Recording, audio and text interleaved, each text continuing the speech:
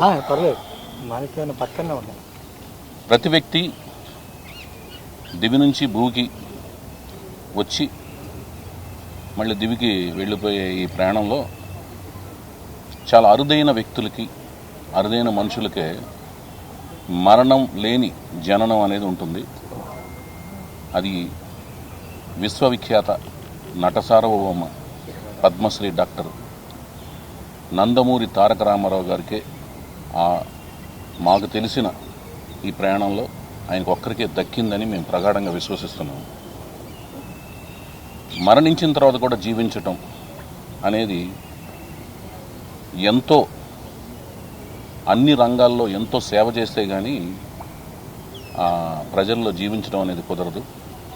తన పుట్టిన కుటుంబానికి ఆదర్శప్రాయంగా నిలవటం, తను ఎంచుకున్న వృత్తికే తలమానికంగా తను తయారు చేసుకోగలగటం, తయారవ్వటం, అలాగే ఏ జాతిలో పుట్టారో ఆ జాతిని మదరాసీలు కాదు తెలుగు వాళ్ళు అన్నట్లుగా విశ్వవిఖ్యాతం చేయటం, అట్లాగే తన భాష, ఏ భాషలో పుట్టారో ఆ భాషకి వన్నెలు తీసుకురావటం, తర్వాత ఆ జాతికి సంబంధించిన కట్టు బొట్టు అంటే పంచ, లాల్చీ, ఆ లాల్చీకి ఆ పంచిని తీసుకొచ్చి లాల్చీలో దోపుకునే ఒక స్వభావు ఇవన్నీ తీసుకురావటం ఆ జేబులో. ఇలాంటివన్నింటినీ, అంటే ఇవన్నీ రాజకీయ చైతన్యం కావచ్చు, నటన విశ్వవిద్యాలయం కావచ్చు, ఏమైతే రంగంలో అడుగు పెట్టారో ఆ అడుగుపెట్టిన ప్రతి రంగానికి ఈయన వలన వన్నీ రావటం అనేది అరుదైన వ్యక్తుల్లో జరుగుతుంది. అందుకనే వాళ్ళు స్వర్గస్థులైనా కూడా మన హృదయాల్లో శాశ్వతంగా జాతి ఉన్నంత వరకు, భాష ఉన్నంత వరకు జీవిస్తూనే ఉంటారు. అలాంటి అరుదైన వ్యక్తి మా నందమూరి తారక రామారావు గారు. చాలాసార్లు స్వర్గీయ అమర్ రహే అని అంటుంటారు. అది మాకు అభిమానులకి ఇది వింటుంటే కొంచెం ఇబ్బందిగానే ఉంటుంది. ఎందుకంటే ఆయన జీవించే ఉన్నారు, మాలో జీవించున్నారు, మన అందరిలో జీవించున్నారు. మన జాతి సంబంధించిన ప్రాంతం ఏ ప్రాంతమైనా ఆ ప్రాంతంలో ప్రకృతిలో ఆయన జీవించున్నారని మేము ప్రగాఢంగా విశ్వసిస్తున్నాము. అలాగే అభిమానులు మేము ఆయన సినిమాలు చూసి, ఆయన యొక్క వ్యక్తిత్వం చూసి మేము అభిమానులు అయ్యాము. అది తర్వాత తెలుసుకుని ఇంకా ఎక్కువ ఆనందాన్ని పొందాము. అంటే మాకు పరిణితి పొందిన కొద్దీ ఆయన యొక్క వ్యక్తిత్వం మీద, ఆయన యొక్క నటన యొక్క మీద, అన్నిటి మీద మాకు అవగాహన పెరగడంతో ఇంకా ఆయన మాకు మేరు పర్వతంలాగా అనిపించారు తప్పితే, అది విశ్వరూపం సినిమాలో కృష్ణుడు విశ్వరూపం ముందు అర్జునుడు ఎంత చిన్నగా ఉంటాడు అలా కనిపిస్తూ ఎదిగి ఎక్కడో ఉన్నారన్నమాట. అలాంటి అభిమానులు ఉదాహరణకి అనకాపల్లి నుంచి అమెరికాలోని సాఫ్ట్వేర్ ఇంజనీర్ల వరకు, సైంటిస్టుల వరకు, ఐఏఎస్ ఆఫీసర్లు, ఐపీఎస్ ఆఫీసర్లు, జడ్జెస్, ఒక విభాగం కాదు అన్ని విభాగాల్లో ఆయన అభిమానులు ఉన్నారు.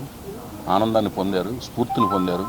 ఆనందంగా వారి వృత్తుల్లో అగ్రగామిగా వెలుగుతున్నారు. మాలాంటి అభిమానులందరికీ ఒకటే అనిపిస్తుంటుంది.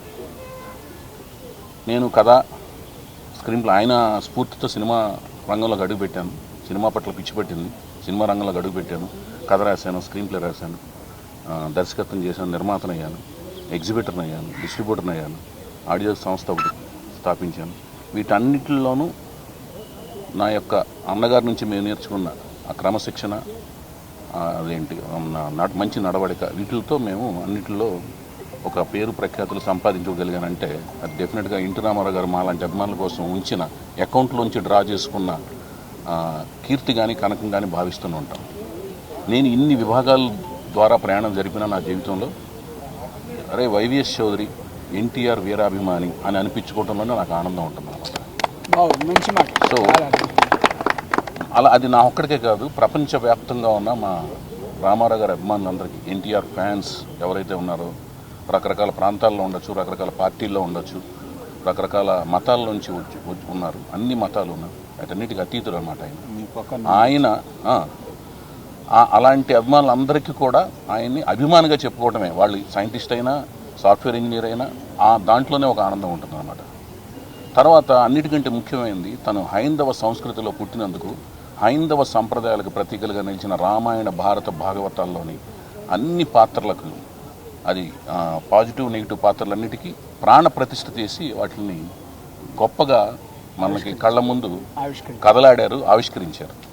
సో అలాంటి ఎన్ని లక్షణాలు ఒకే వ్యక్తిలో ఉండటం అనేది ఎక్కడ అరుదుగా సంభవించే సంఘటన. మన కళ్ళ ముందు ఆయన జీవన ప్రయాణంలో మనం కూడా జీవించున్నాము, మనం ఆయనతో పాటు ప్రయాణిస్తున్నాము. ఆయనకు ఇప్పుడు ఎలాంటిదంటే నైట్ పూట ఒకవేళ నిద్ర పట్టకపోతే మాకు రామారావు గారి పద్యాలు, రామారావు గారిలోని సన్నివేశాలు కొన్ని చూస్తుంటే మమ్మల్ని వచ్చి అలా వాళ్లాడించి మత్తులో మమ్మల్ని పడుకోబెట్టి వెళ్తారు. అంటే అవిశ్రాంత యోధుడు అనమాట. అలాంటి ఒక వ్యక్తికి, మహానుభావునికి అత్యున్నత పురస్కారం అనేది ఇవ్వటం, ఆ అత్యున్నత పురస్కారానికే ఒక వన్నెలాగా అవుతుంది. ఇంతకుముందు నేను చెప్పినట్లుగా ఆయన్ని ఏది వచ్చి తాకినా కూడా దానికి వన్నె వస్తుందనేది విశ్వసించే అభిమానులం మేము. సో భారతరత్న అనేది ఎప్పటి నుంచి మా అందరికీ చాలా చిరకాల స్వప్నం లాంటిది. రావాల్సిన అర్హత ఉన్న ఏకైక, మాకు తెలిసిన, మా జీవన ప్రయాణంలో మాకు తెలిసిన ఏకైక వ్యక్తి నందమూరి తారక రామారావు గారు.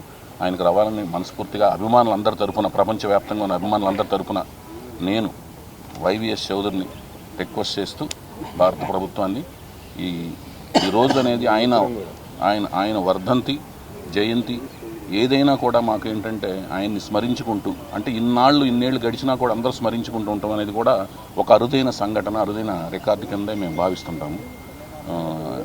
ఏ రోజైనా సరే ఆయన తలుచుకొని క్షణం కానీ రోజు కానీ ఉండదు.